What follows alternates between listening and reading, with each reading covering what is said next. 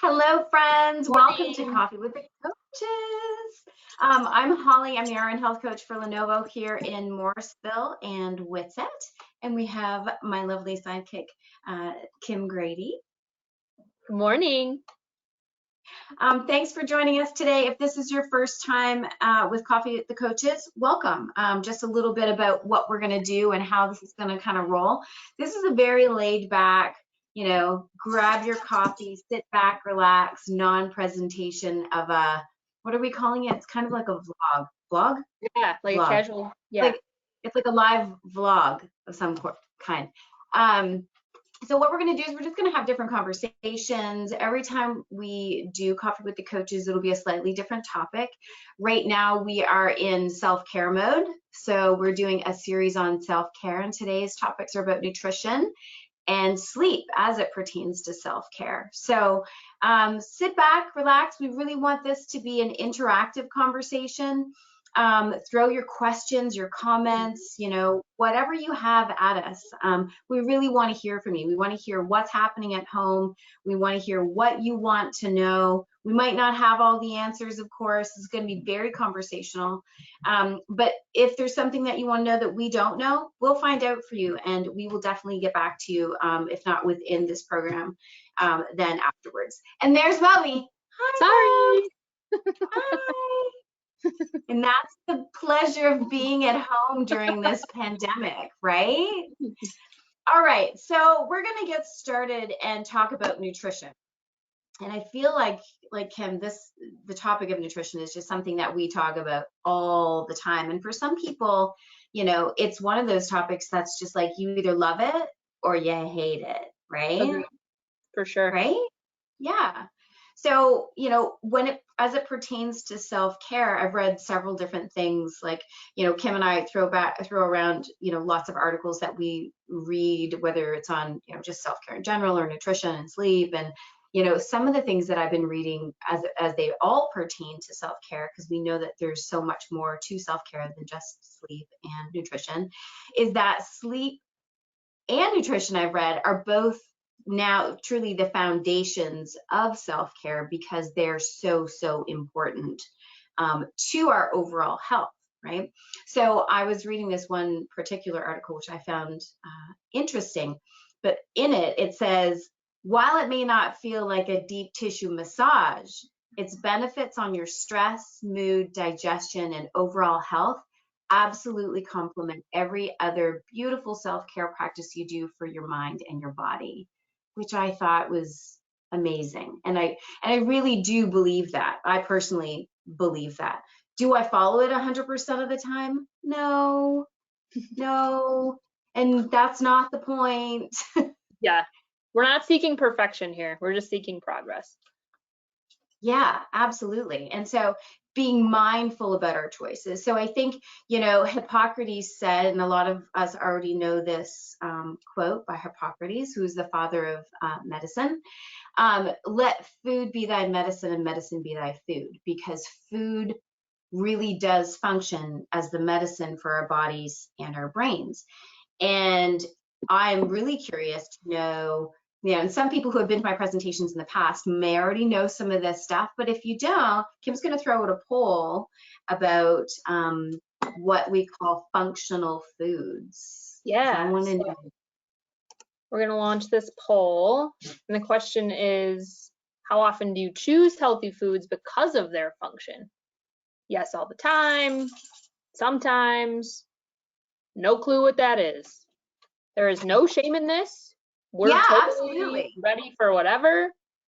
I didn't always know what they were either. It's not like it's a keyword like keto or Atkins. Really aging myself here. Weight Watchers. It's not intuitive. Not a thing. All right, give you guys a couple more seconds. All right, so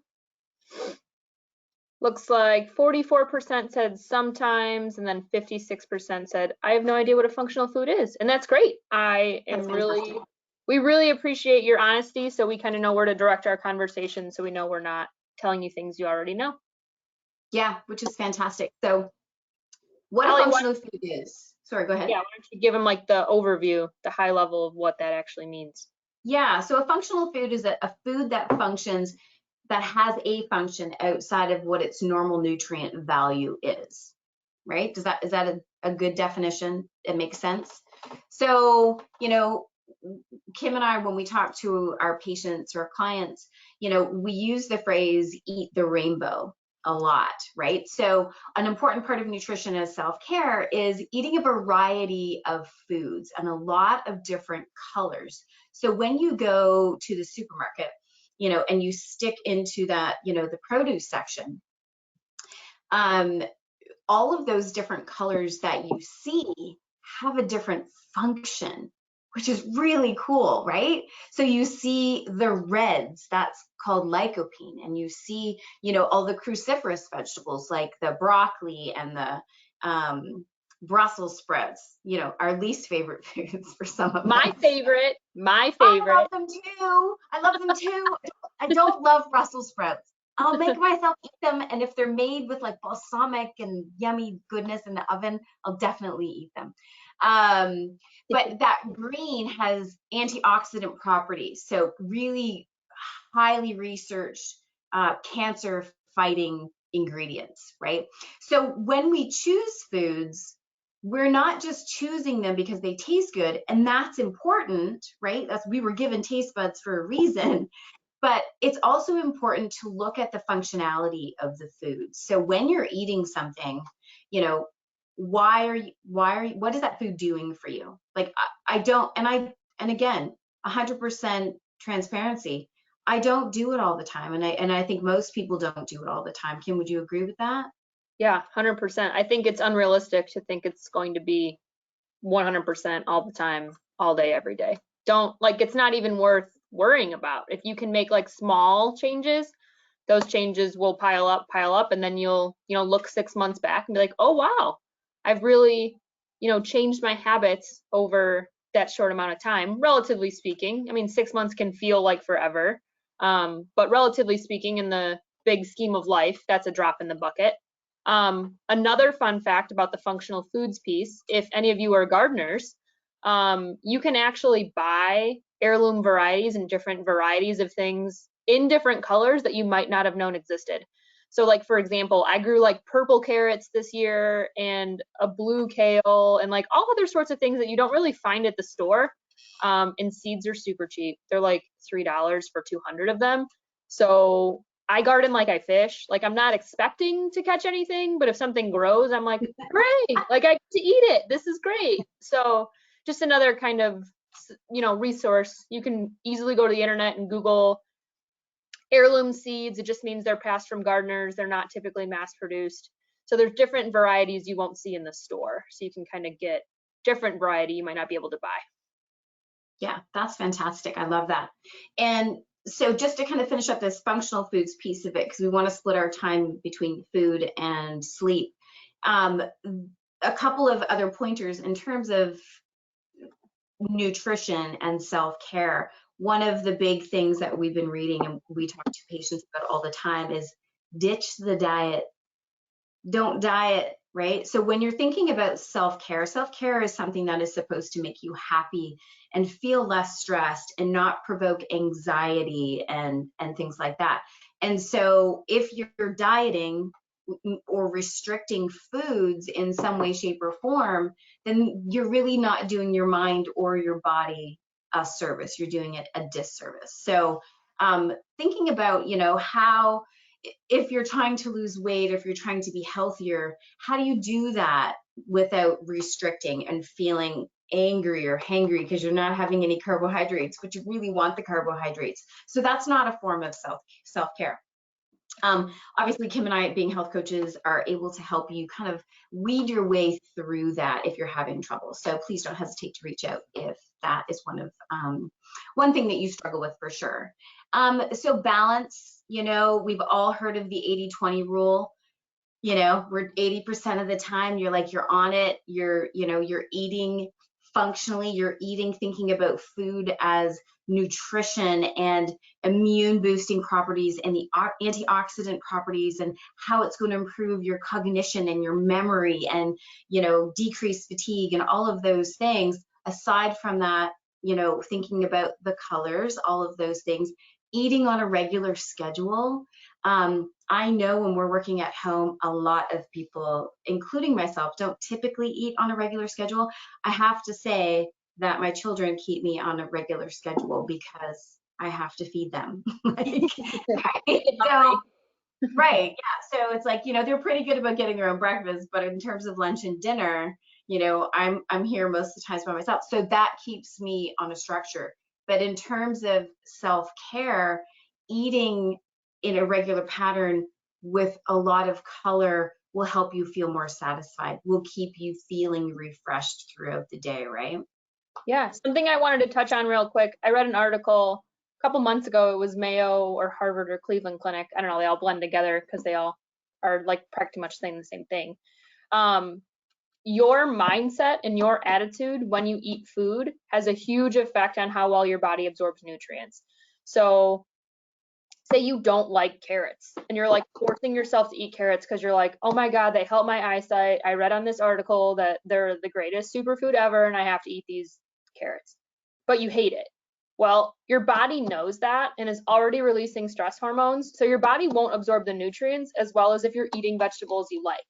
So when people ask me like, well, what's the best vegetable? Like, what's the greatest vegetable? And my answer is your favorite vegetable. Like, I don't care if it's iceberg lettuce or Brussels sprouts or potatoes don't count.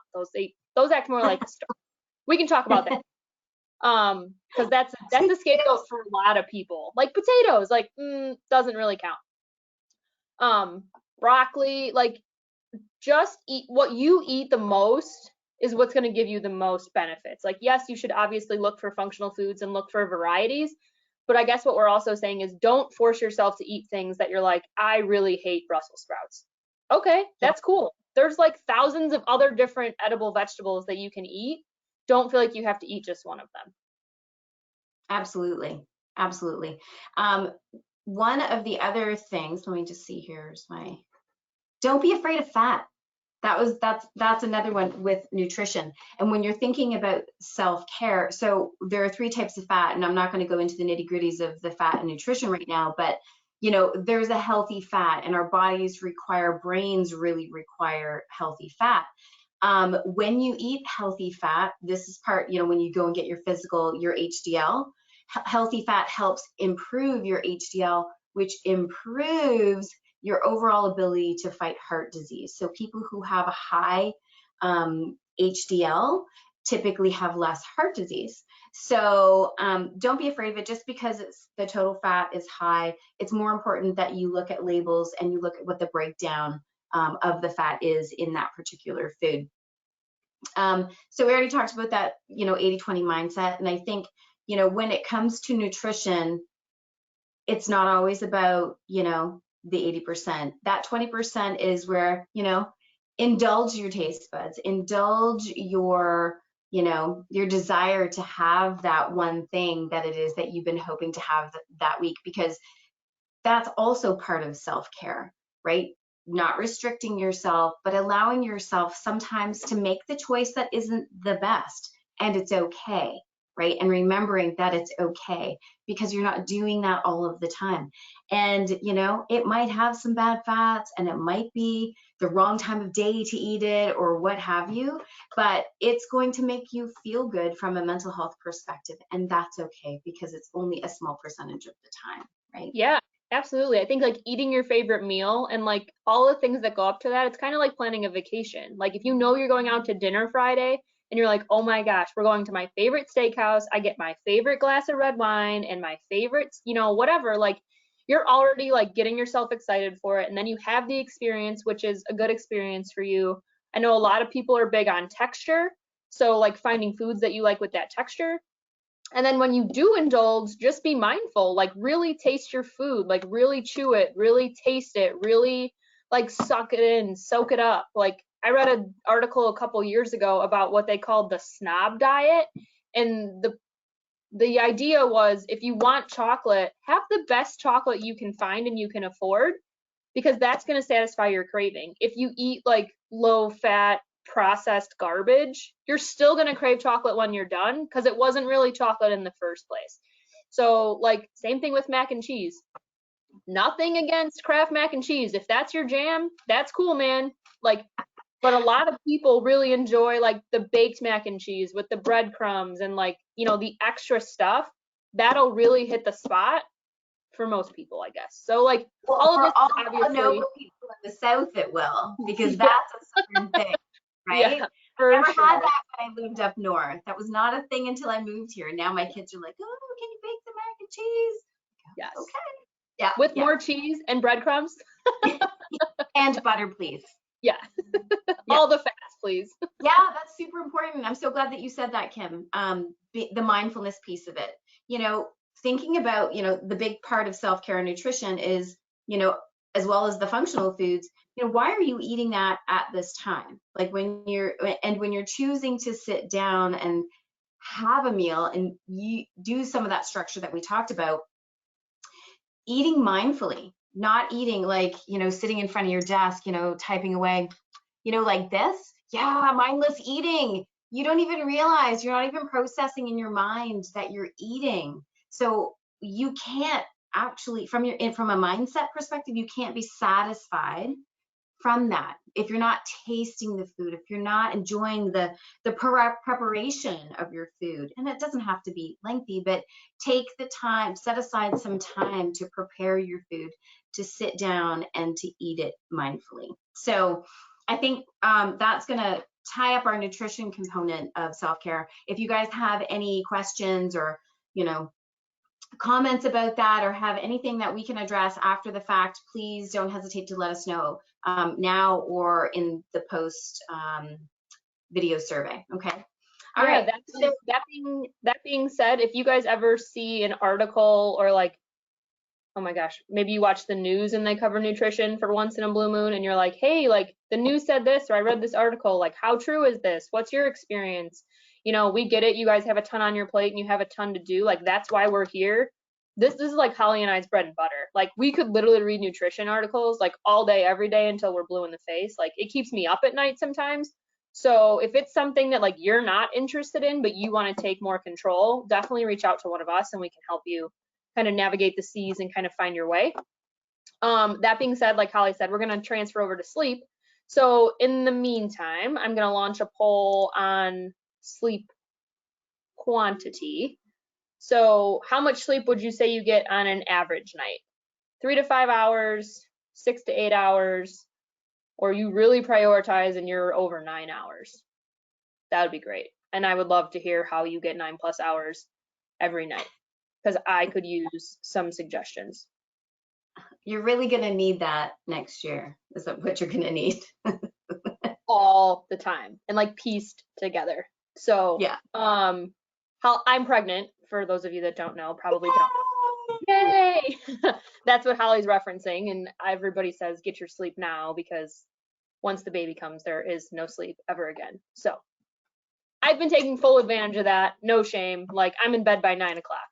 Yes. Nonetheless, everybody that responded said 6 to 8 hours. So that's awesome. Like that's really great. Like that's awesome. I was definitely expecting some people to be like, since working from home and being with the kids and spouses and dogs and everything, hit, you know, sleep kind of taking a hit. So doesn't sound like you guys need much coaching from us on that. So maybe just more like fun facts on like, hey, did you know? Yeah. And I think, you know, maybe one of the questions we should have asked was, you know, what's your quality of sleep, right? So your quality is just as important as your quantity, because you might be in bed for 7 hours, but were you awake a lot? Did you toss and turn a lot? Do you have medical conditions that are keeping you up a lot? So if there are things that are impacting your sleep, that's obviously problematic as well. So, you know, let's talk about, you know, what sleep does for us, right? What is that big thing, Kim, that like, why do we need to get so much sleep? Yeah, so before we kind of go into that, if you guys have any topics regarding sleep you want us to cover, like feel free to put it in the chat or the question, or I don't actually know what it looks like on your end, sorry. Just type in there like what you're looking for us to answer. But sleep is huge, like it's the basis for everything, right? So sleeping improves your immune response, so it gives you more antibodies to fight infections, which is huge with everything that's going on right now. I mean, we're knocking on the door of flu season, so thinking about preparing for that and getting your body prepped for that. Your hormones also reset when you sleep. So say you don't sleep well and you wake up in the morning and you feel like crap. Most people don't crave healthy foods when they don't feel good. Like, I mean, if it's like if you have like a flu or something like that, different story. But if you're tired and exhausted and maybe you're irritated or you're anxious, most people aren't really reaching for vegetables. Like most people are reaching for carbs, fat loaded, drive through carb type of thing. Yes. So that's all in response to your hormones. So your sleep cycle actually resets that. So you can go into sleep science for decades on REM cycles and deep sleep versus light sleep and all that kind of stuff. The basic thing is like sleep is like your reset button. It's just like your control alt delete, shut down for the day, get yourself the sleep you need to get yourself set up for success the next day. So we did have one question come in. Somebody asked, how important is the weekly average versus consistent hours per night? So I think that depends on the person. My professional opinion on that is that most people sleep better when they have a consistent schedule. So if like falling asleep and waking up is difficult for you, more people do better with going to bed and waking up within the same 30 to 60 minutes every day. That being said, I personally like get my 6 to 8 hours during the week, and on the weekends I like overindulge. Like sleep is like my guilty pleasure on the weekends, so I like take a nap, I sleep in, I go to bed early, like I overload on sleep. So I think it kind of works like for each person a little bit differently. Holly, do you have any insight on that? Yeah, so I think when you think about sleep as restorative, right? So sleep is resetting your batteries. It's, recharging your hormones. All of your hormones are affected by your sleep hormones, right? So we have sleep hormones, we have growth hormones, which is sometimes you call your anti-aging hormones. We have hunger hormones, satiety hormones, we have insulin, we have all of those things. The cortisol, all of that plays together when we're sleeping. And so you can't, in order for you to function at your best, in order for you to give yourself the best self-care, it's most important that you get that sleep each day. Can you catch up on sleep? Sure, I think that you can feel refreshed. The recommendation, however, is that you don't, if you need to nap, like let's just say in the afternoon, we all have that downtime. It's about 2 o'clock. It's pretty normal for most people. You can nap maybe for around 30 minutes, but no more than that, because that will generally affect your quality of sleep later. So I personally think, yeah, you can catch up on it on the week. You can feel better if you sleep a bit more on the weekend, but that's not going to help you during the week. If you're not sleeping well, and I know a lot of you have late calls and it's hard to wind down, and then some nights you don't. So it really is hard for you guys to get that structure, and we really get that. But trying to make it as consistent as possible, I think, throughout the week is probably your best bet. Yeah, I agree. I think it's super interesting. I read an article that talked about how when your body and your mind are fatigued, your body can actually misread hunger cues.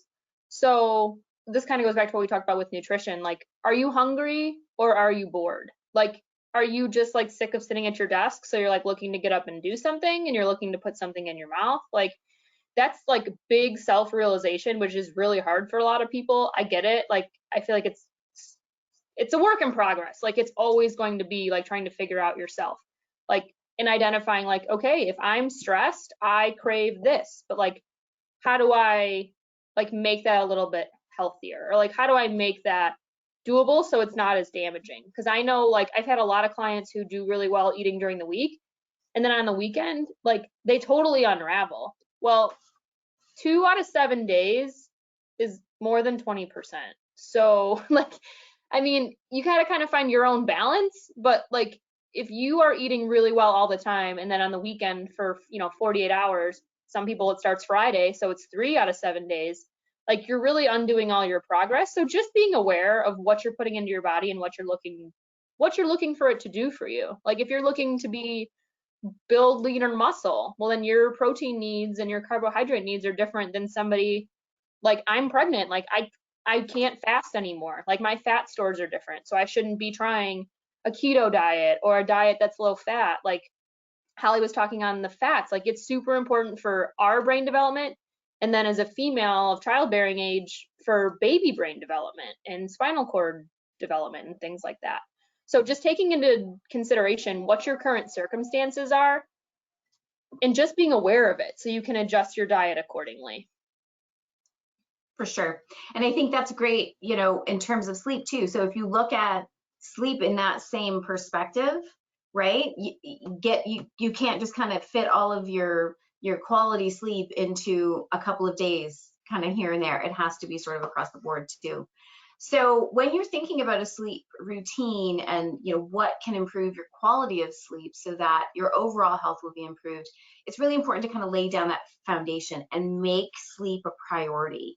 Right? It is a priority and we tend to kind of put it on the back burner.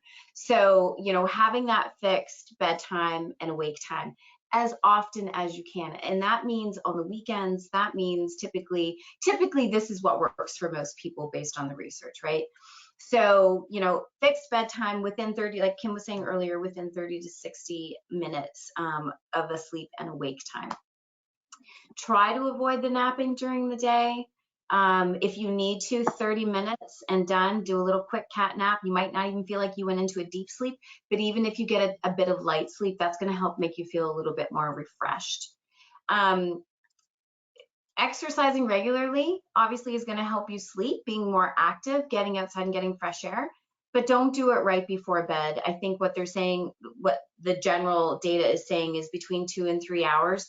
We get so amped up that it's hard for our bodies to settle back down. So if you're exercising, definitely try to do something. If the only time you can do it is in the evenings, then do something of lower intensity. Maybe it's just going for a walk after dinner. Maybe not a HIIT workout, an hour before bedtime. It's probably not going to be the best option, right? Yeah. Eliminating triggers like food triggers, alcohol triggers, probably best in terms of digestion, not to eat a big meal about 3 to 4 hours before bedtime. So that's particularly important for people who have reflux disease. Because as soon as you lay down, what's going to happen is all that food is going to start, creating acid that comes up your throat, and you're not going to have a very comfortable sleep, and you're going to have a restless sleep. Obviously, the big meal and digestion, your digestion kind of follows that same circadian rhythm. So it is trying to wind down. So if we're continuously feeding our bellies before we're going to bed, you're probably going to wake up still feeling pretty full, like honestly. And I'm sure that most people have experienced that. Avoiding alcohol 4 to 6 hours before bedtime. So that doesn't mean day drinking is okay necessarily either. I know we're working from home, but you can't. We're all working from home, we get it. But avoiding alcohol before bedtime. A lot of people use it as something to just help them relax after a day of work and stress and school and the kids and whatever, and that's okay. But just be mindful that if you're drinking close to bedtime, the chances are you're probably going to wake up through the night, because that depressant effect ends up being a stimulant effect as that alcohol is wearing off. So middle of the night, you'll probably feel your heart racing a little bit. You'll probably be a little bit dehydrated, that sort of thing. So you're not going to get a good sleep. Might Same have to thing get up goes. to pee. Nobody wants to go in the middle of the night to walk to the bathroom. Happens enough as it is. Right? Yeah. And then avoiding caffeine at least 4 to 6 hours. And I've actually read that caffeine can last much longer in your system, like up to 10 hours. And again, I think everybody's different with that. My husband can drink coffee at like 6 or 7 o'clock at night and he'll be fine. He can sleep no problem. If I have coffee past 4 o'clock in the afternoon, that's my bedtime is not happening until like 11 or 12 o'clock. That's just, I'd love to go to bed, but my body's telling me, my brain's telling me, nope, you gotta do something. You gotta keep going. You gotta keep moving. And nicotine has a stimulant effect as well. So you want to avoid nicotine. In terms of the foods, we did talk about this, but heavy, spicy, or sugary foods is included in those foods before bedtime. One thing that I did when I was doing research for this today, find out, and we're going to tie this up because we're running out of time, is B vitamins. And I'm a huge fan of taking B vitamins because they're really great for your energy levels. And most people do take them in the morning. I hadn't really thought about not taking them later in the day because they do give a stimulant type effect. Have you heard of that, Kim? No, I mean, like so one of the supplements we use for B vitamins is called ZipFizz. You can get it from Costco or Sam's Club or online. But it's like the caffeine. I mean, it's natural caffeine, so it's not like if you have a hard time with like Rock Stars or, you know, like those energy drinks that are like super pumped full of stuff. This is like a nice step down. So little free plug for them. But yeah, we definitely take it in the morning. Like it's something, if I don't have coffee, like I might have it around like 10 or 11 a.m. just to kind of give you that like, okay, I'm ready. Yeah, yeah. So I think end of the day, you know, when it comes to self-care, all of the things that we talk about, whether it's nutrition and sleep from today, you know, next week or in 2 weeks, we're going to talk about exercise with Daniela. I want to call her Cerna, but Daniela Spear from Exos. She's going to join us next time and talk about exercise as self-care. But remember that all of these things play on each other, right? So it's like this domino effect. Typically, if one goes downhill, the others tend to go downhill as well. And always, always, always, the goal is not perfection. The goal is to kind of pick one thing that is important to you right now and work towards setting a goal for prioritizing that particular thing. And maybe it's one small thing with nutrition, maybe it's one small thing with sleep.